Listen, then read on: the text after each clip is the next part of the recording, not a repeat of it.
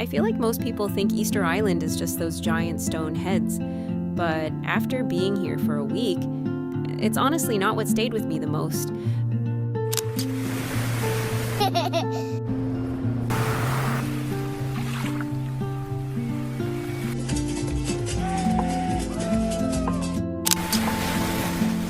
Welcome to Rapa Nui. Let's start with how you even get to Easter Island, because it's not that simple. You can only fly there from Santiago. There are no direct international flights, and it's not even every day, so you really have to plan your whole trip around those flights. Also, tickets are not cheap. From Santiago, it's usually somewhere between like $600 to $1,000 round trip, depending on the dates, so that's something to keep in mind.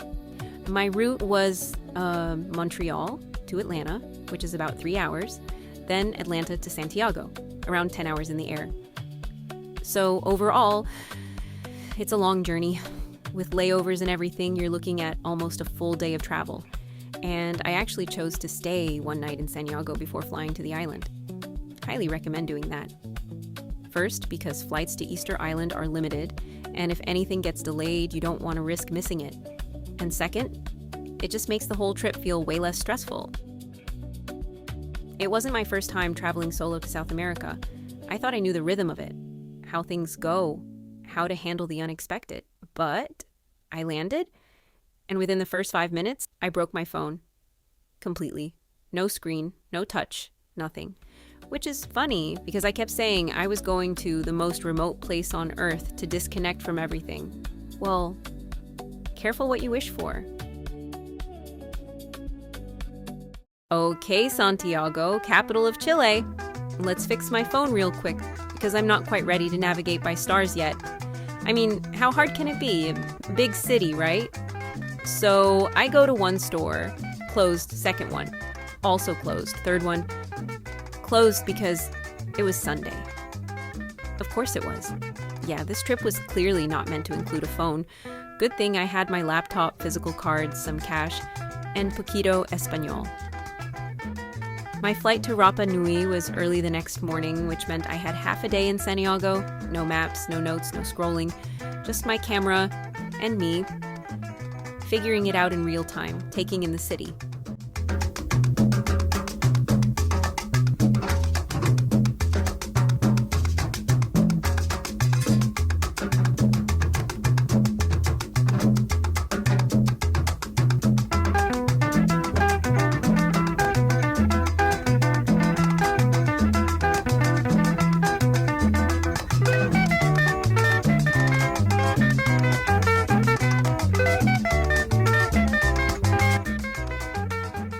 So after just a couple hours of sleep, I'm back at the airport again. This time, it's the domestic terminal. There's a separate control just for Easter Island passengers where you need to show that your accommodation is booked in advance, and your host usually sends an invitation letter. They do check it. You also have to fill out an entry form before flying. I'll leave it in the description because it's easy to miss. So yeah, not a last-minute kind of trip. You need to plan a bit.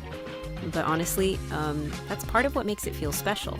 You already feel it before even getting on the plane. And then you're literally flying to one of the most remote, inhabited places on Earth. So at that point, you just sit back and take it in. You land, and it already feels different. No big airport, no chaos. It's really quiet. This is not a very international airport, the only airport on the island. And the first thing that happens, someone puts flowers around your neck. They smile and say, Yorana. It just means hello.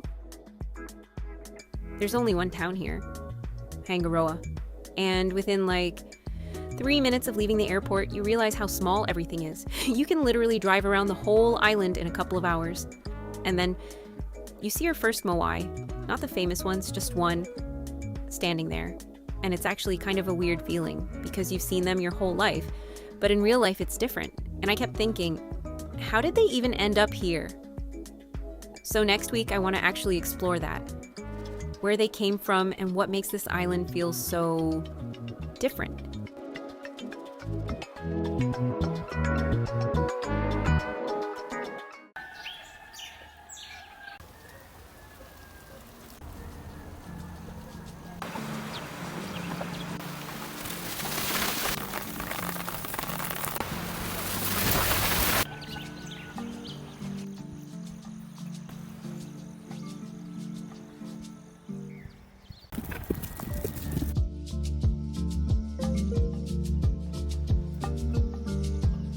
these mornings, this is actually what I was looking for.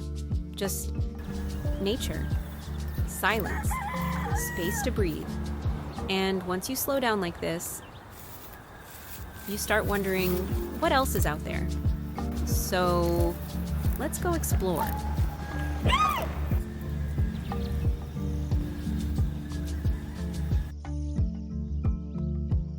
Probably the most famous spot on Easter Island is Ahu Tongariki. This is where you see 15 moai lined up in a row, the largest group anywhere on the island. A lot of people come here before sunrise, and yeah, it means waking up painfully early. And while you're waiting for the sun to come up, you're not bored. At some point, horses just show up, like walking around freely, drinking water, completely unbothered. It feels random, but also very normal for this island. What's interesting is that the statues aren't facing the ocean. They're turned inland. They were built to watch over the people who lived here, almost like ancestors protecting their village. People believe the moai held spiritual power, something called mana, kind of like energy passed down through generations. They were carved hundreds of years ago from volcanic rock, mostly from a crater called Rapa Nui, and then somehow moved across the island without modern tools. Some of them weigh over 80 tons, which still doesn't fully make sense when you're standing here. And by the time the sun is fully up, you realize you've been standing here the whole time, just watching. And the craziest part, there are nearly 900 moai on this island. So the real question is, how did they actually do all of this? Let's get into it. Beyond the moai, the island has many other stone structures that people often overlook. These rounded stone layouts are the foundations of traditional houses, called hare payenga. The homes built on top were made from wood and thatch, so what you see here is what's left. Some of these stones have carved openings, but their exact purpose isn't fully known. They were likely used as part of functional structures, possibly to support wooden elements or for everyday use. Around the island, you'll also find other carved stones in circular forms like this, often connected to daily life, cooking, storage, or shelter. Not all moai were completed either. Some were left along the roads, others were never finished at all. Most of them were carved at Rapa Nui and transported across the island. These 7 moai are actually very unusual. They're facing the ocean, not inland. They're known as Ahu Akivi, and they're the only group of moai positioned this way. According to local stories, these 7 represent the first explorers who arrived on the island. In front of you is Rano Kau, a volcanic crater formed thousands of years ago. Over time, rainwater collected inside, creating this unique wetland filled with floating vegetation. Right on its edge, the Rapa Nui people built Orongo, a ceremonial village overlooking the ocean. And out there, that small island, is Motu Nui. This is where one of the most intense rituals took place. Every year, warriors climbed down these cliffs, swam through open ocean, and waited on Motu Nui for the first egg of a migrating seabird. Whoever brought it back first made his leader the birdman, a sacred figure who ruled for a year. And that's why you start noticing these bird symbols everywhere, on rocks, on buildings, even in souvenirs. It's another story of Easter Island. Just as important as the moai, not everything here has clear answers. Some of these stones are still a mystery, carved shapes, shallow hollows. Their exact purpose is still debated. But what we do know is that this island was never random. Every stone, every statue, every ritual was part of how the Rapa Nui understood the world. And when the sun goes down, the island doesn't get quiet. It changes. What you've been learning during the day, you start to feel at night. Because here, history isn't just something you read about. It lives in the movement, in the music, in the people. These performances aren't just for show, they're a way of keeping the culture alive.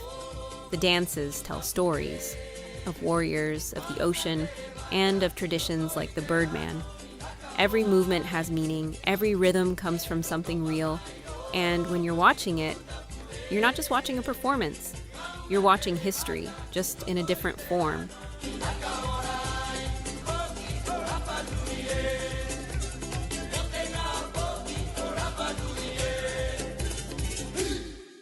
The past is important, but the island is still very much alive. Life here is simple.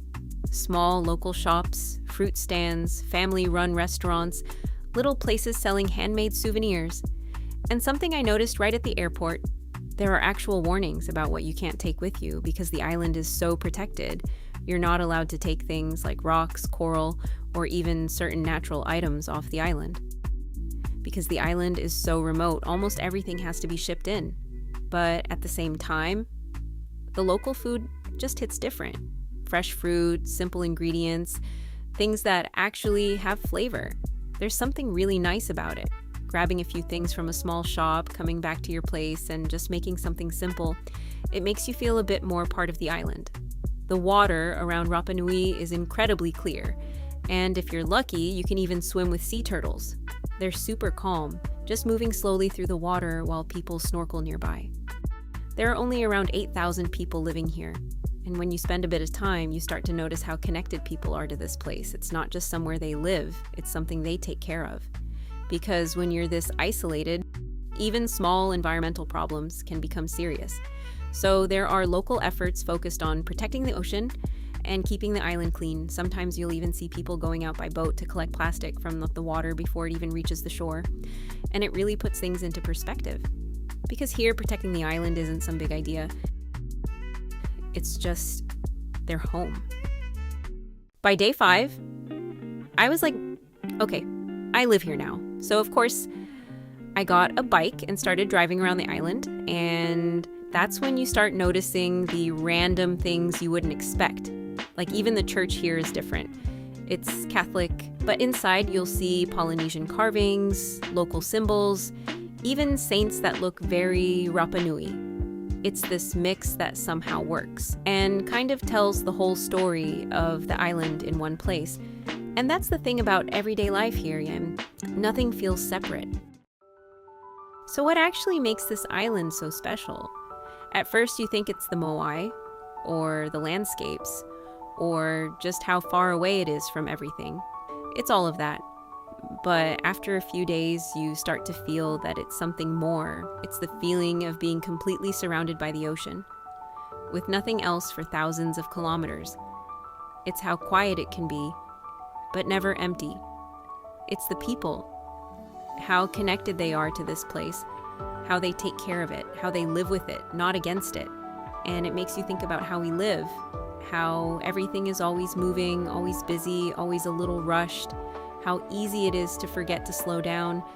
But here on this island, you don't just understand it, you feel what it's like to just be without rushing to the next thing. Easter Island quietly shows you that a different way of living exists, slower, closer to nature, more connected to what actually matters, without trying to convince you of anything, just letting you feel it for yourself.